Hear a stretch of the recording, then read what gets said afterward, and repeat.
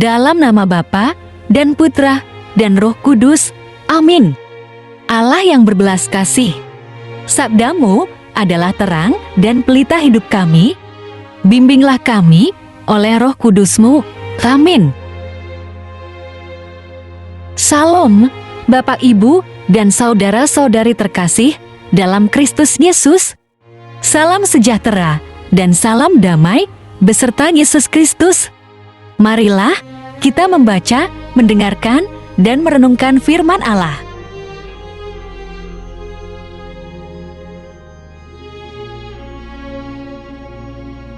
Bacaan dari Kitab Kejadian. Kemudian datanglah firman Tuhan kepada Abram dalam suatu penglihatan. Janganlah takut, Abram, akulah perisaimu, upahmu akan sangat besar. Abram menjawab, Ya Tuhan Allah, apakah yang akan Engkau berikan kepadaku? Karena aku akan meninggal dengan tidak mempunyai anak. Dan yang akan mewarisi rumahku ialah Eliezer, orang Damsyik itu. Lagi kata Abram, Engkau tidak memberikan kepadaku keturunan, sehingga seorang hambaku nanti menjadi ahli warisku. Tetapi datanglah firman Tuhan kepadanya, demikian. Orang ini tidak akan menjadi ahli warismu, melainkan anak kandungmu, dialah yang akan menjadi ahli warismu. Lalu Tuhan membawa Abram keluar serta berfirman, Coba lihat ke langit, hitunglah bintang-bintang, jika engkau dapat menghitungnya. Maka firman-Nya kepadanya, demikianlah banyaknya nanti keturunanmu. Lalu percayalah Abram kepada Tuhan. Maka Tuhan memperhitungkan hal itu kepadanya sebagai kebenaran. Tuhan memperhatikan Sara seperti yang difirmankannya, dan Tuhan melakukan kepada Sara seperti yang dijanjikannya.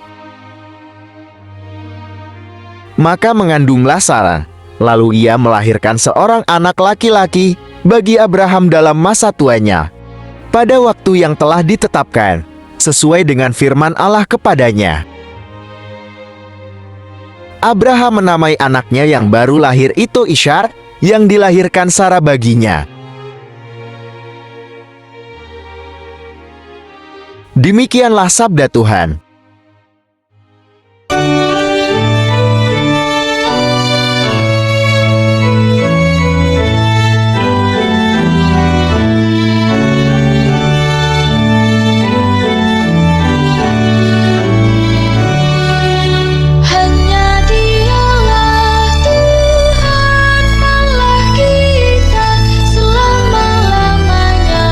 Ia ingat akan perjanjian.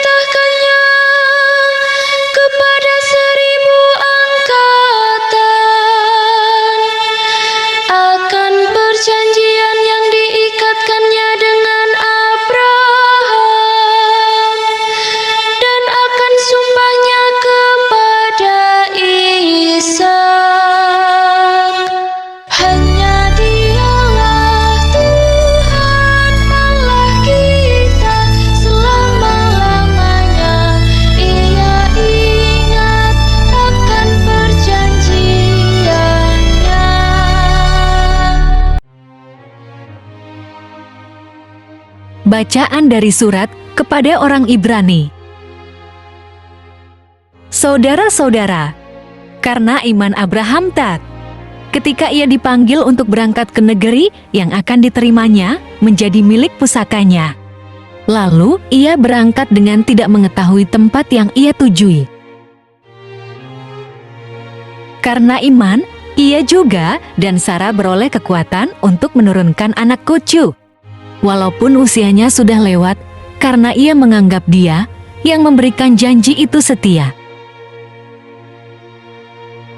Itulah sebabnya, maka dari satu orang, malahan orang yang telah mati pucuk, terpancar keturunan besar, seperti bintang di langit dan seperti pasir di tepi laut yang tidak terhitung banyaknya. Karena iman, maka Abraham, tatkala ia dicobai, mempersembahkan Ishak. Ia, yang telah menerima janji itu, rela mempersembahkan anaknya yang tunggal. Walaupun kepadanya telah dikatakan, keturunan yang berasal dari Ishaklah yang akan disebut keturunanmu.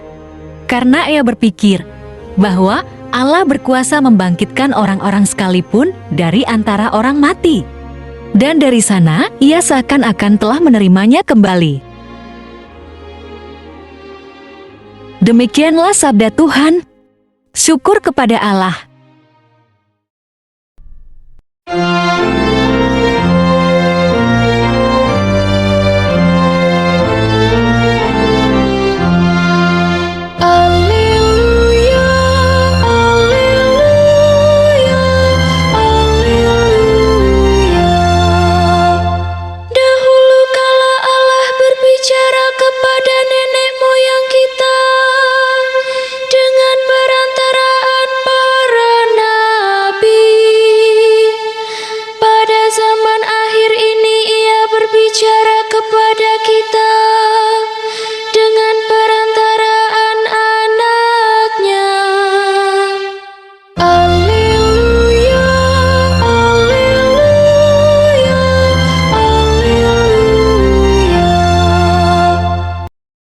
Tuhan bersamamu dan bersama rohmu.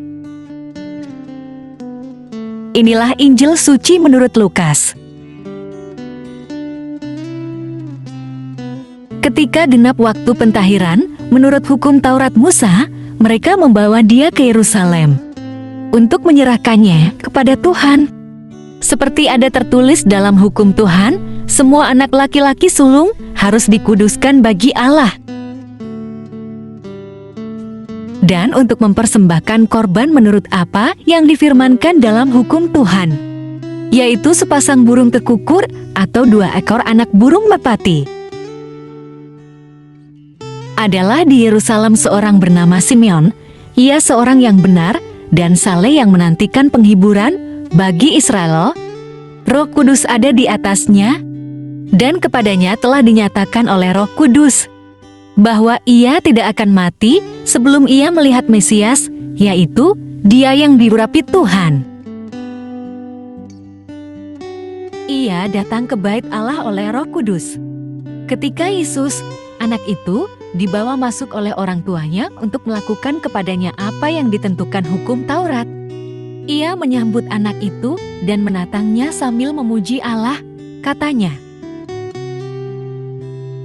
"Sekarang, Tuhan, biarkanlah hamba-Mu ini pergi dalam damai sejahtera sesuai dengan firman-Mu, sebab mataku telah melihat keselamatan yang daripada-Mu, yang telah Engkau sediakan di hadapan segala bangsa, yaitu terang yang menjadi penyataan bagi bangsa-bangsa lain dan menjadi kemuliaan bagi umat-Mu, Israel." Dan bapa serta ibunya amat heran akan segala apa yang dikatakan tentang Dia. Lalu Simeon memberkati mereka dan berkata kepada Maria, ibu anak itu, "Sesungguhnya anak ini ditentukan untuk menjatuhkan atau membangkitkan banyak orang di Israel, dan untuk menjadi suatu tanda yang menimbulkan perbantahan, dan suatu pedang akan menembus jiwamu sendiri, supaya menjadi nyata pikiran hati banyak orang." Lagi pula di situ ada Hana, seorang nabi perempuan, anak Fanuel dari suku Asyer. Ia sudah sangat lanjut umurnya. Sesudah kawin, ia hidup 7 tahun lamanya bersama suaminya. Dan sekarang ia janda dan berumur 84 tahun.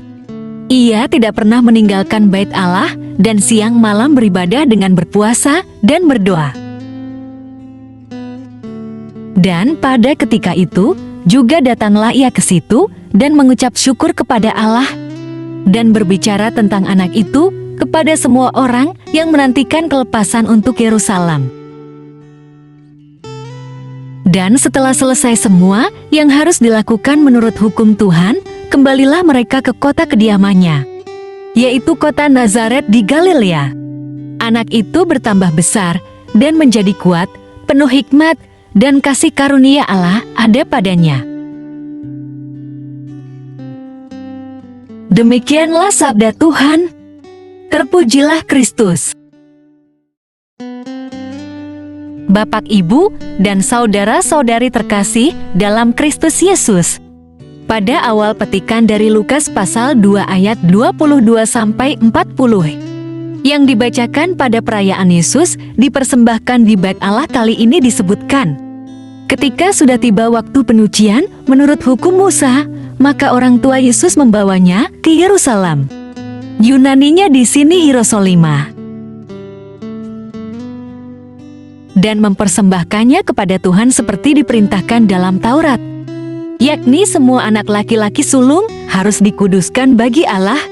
Tambahan pula mereka juga perlu mempersembahkan sepasang burung tekukur atau 2 ekor merpati.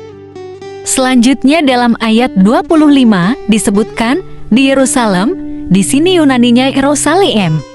Ejaan yang berbeda yang dipakai dalam ayat 22 di atas, ada seorang saleh yang bernama Simeon. Roh Kudus memberitakan kepadanya, ia tidak akan mati sebelum melihat Mesias.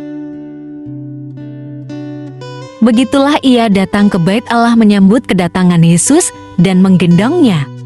Kemudian mengucapkan pujian bagi Allah, seperti dikisahkan dalam ayat 36-38.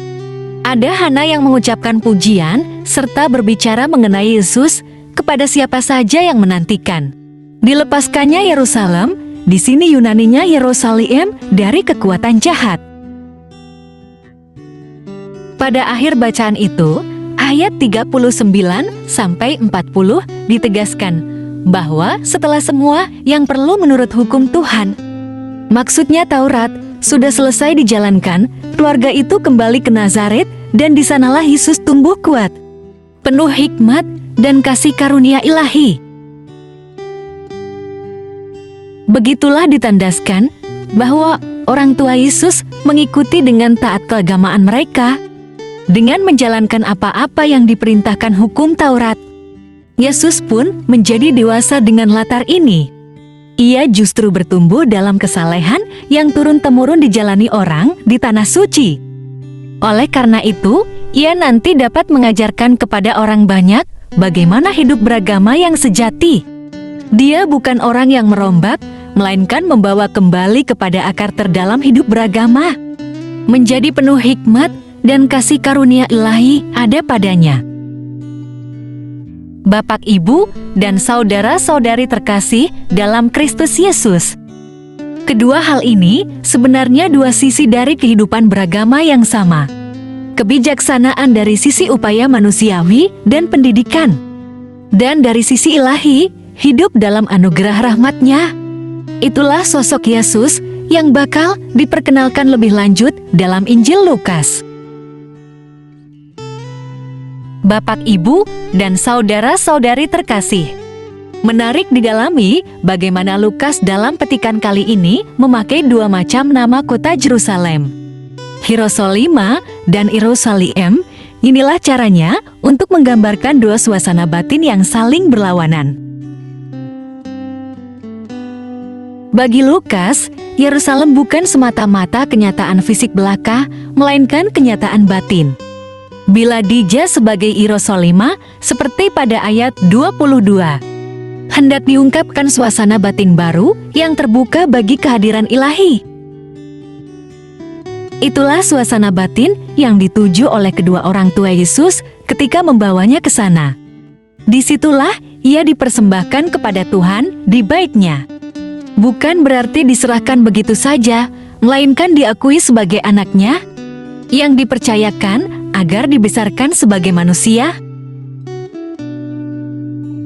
Di lain sisi, Lukas mengajak kita menengok suasana batin yang berlawanan. Suasana ini dilambangkannya dengan memakai ejaan Yerusalem. Itulah suasana batin yang menolak kehadiran yang ilahi yang mau memanipulasinya. Begitulah juga jelas kedudukan Simeon dalam petikan ini. Disebutkan pada ayat 25, Simeon ada di Yerusalem. Ada di tempat yang suasana batinnya jauh dari kehadiran ilahi yang sesungguhnya.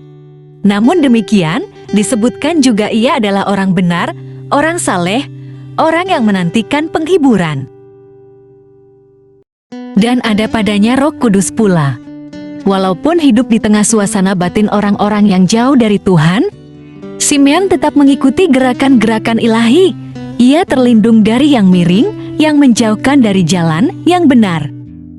Ia tergerak datang ke bait, dan disitulah ia menyambut Yesus dan kedua orang tuanya. Ia mengenali siapa Yesus itu. Ia juga mendapatkan penghiburan melihat Sang Mesias sungguh datang. Begitu pula Hana, perempuan ini nanti berbicara mengenai Yesus kepada semua yang menantikan kelepasan Yerusalem. Maksudnya, dilepaskannya suasana itu dari kungkungan yang jahat yang menghimpit hidup batin, sehingga bisa berangsur-angsur beralih menjadi Hierosolima, suasana batin yang mau menerima kehadiran ilahi yang sesungguhnya, bukan yang dimanipulasi dengan pelbagai ritual belaka. Bapak, Ibu, dan saudara-saudari terkasih dalam Kristus Yesus, kita ingat kata-kata Simeon di Bait Allah tentang Yesus dalam Lukas pasal 2 ayat 34. Anak ini ditentukan untuk menjatuhkan atau membangkitkan banyak orang di Israel, dan untuk menjadi tanda yang menimbulkan perbantahan. Dalam kisah-kisah kelahiran Yesus ditekankan kesederhanaannya, juga kesederhanaan orang-orang yang mengitarinya. Dia yang lahir di Betlehem itu sama dengan Dia yang nanti akan datang kembali dengan segala kemuliaannya pada akhir zaman. Bagaimana tokoh yang sesederhana itu bisa sama dengan Dia yang akan datang dengan mulia dan memperoleh kuasa atas jagat ini? Lukas dalam seluruh Injilnya mengajarkan bahwa itu semua terjadi lewat perjalanan Yesus dari Galilea ke Yerusalem. Dengan kedatangannya kota itu mengadili diri, bila menolak, maka kota itu menjadi kota Yerusalem, yang prospek kehancurannya sudah jelas. Bila menerimanya, maka kota itu akan menjadi kota suci Hierosolima yang abadi. Jadi, penyelamat yang lahir di tengah-tengah manusia ini akan menentukan nasib banyak orang. Bapak, Ibu, dan saudara-saudari terkasih dalam Kristus Yesus, Simeon juga berkata kepada Maria, "Dan suatu pedang akan menembus jiwamu sendiri supaya menjadi nyata pikiran hati banyak orang." Makna kata-kata ini tidak mudah dipahami. Pedang ialah barang tajam yang akan membelah. Begitulah kehadiran Yesus yang lahir dari Maria akan membelah pikiran hati orang. Ia akan memilah yang jahat dari yang baik dalam diri orang. Seperti halnya kedatangannya memisahkan Yerusalem, kota Yerusalem yang dirundung kekuatan jahat dari Hierosolima, kota Yerusalem sejauh menerimanya. Maria adalah orang pertama juga yang akan menjadi penghuni kota suci Hierosolima dan meninggalkan kota Yerusalem yang menghukum diri tadi. Sebetulnya Maria mewakili semua orang yang bakal menerimanya. Maria orang pertama yang bersedia menerima kehadiran Yesus dalam kehidupannya. Bapak, Ibu, dan saudara-saudari terkasih dalam Kristus Yesus, pada penutupan kidungnya, Simeon menerapkan Yesaya pasal 42 ayat 6, pasal 49 ayat 6, pasal 52 ayat 10 pada diri Yesus. Dia inilah terang yang menyatakan kehendak ilahi bagi bangsa-bangsa lain, jadi bukan hanya orang Yahudi. Kehadiran ilahi, bila sungguh demikian, niscayalah terbuka bagi semua orang. Tidak bagi sekelompok orang saja, tidak juga bagi orang pilihan belaka. Ibarat terang, maka kedatangan Yesus ini bagi siapa saja yang mau mendengarkannya. Yang menerimanya akan mendapat pencerahan, akan hidup dalam terang. Bagaimana menanggapi warta setajam ini? Seperti biasa, warta Alkitab itu menggugah, bukan hanya memberitahu. Orang diajak untuk membuat terang bagi siapa saja, ini sungguh bersinar. Paling tidak orang diminta agar tidak menghalangi terang itu dan kalau bisa hendaknya memantulkannya ke sekitarnya. Begitulah yang merasa sudah beruntung diterangi, kini diajak untuk membuat agar semakin banyak orang dapat ikut menikmatinya. Terbuka macam-macam cara dan jalan, ada pula tempat untuk macam-macam inisiatif. Cara menangkap dan menanggapi warta Alkitab ini dapat membuat teks hidup. Marilah berdoa. Allah Bapa, sumber pengharapan, Engkau telah mengikat perjanjian dengan semua orang melalui Yesus Kristus yang terurapi. Semoga kami selalu berpegang teguh pada Dia dan berkembang menjadi umat yang patuh setia dengan perantaraan Yesus Kristus, Putramu, Tuhan kami, yang bersama Dikau dalam persekutuan Roh Kudus, hidup dan berkuasa, Allah sepanjang segala masa, dalam nama Bapa dan Putra dan Roh Kudus. Amin. Terima kasih telah mendengarkan dan merenungkan firman Allah. Jangan lupa subscribe dan aktifkan loncengnya. Terima kasih Tuhan Yesus memberkati.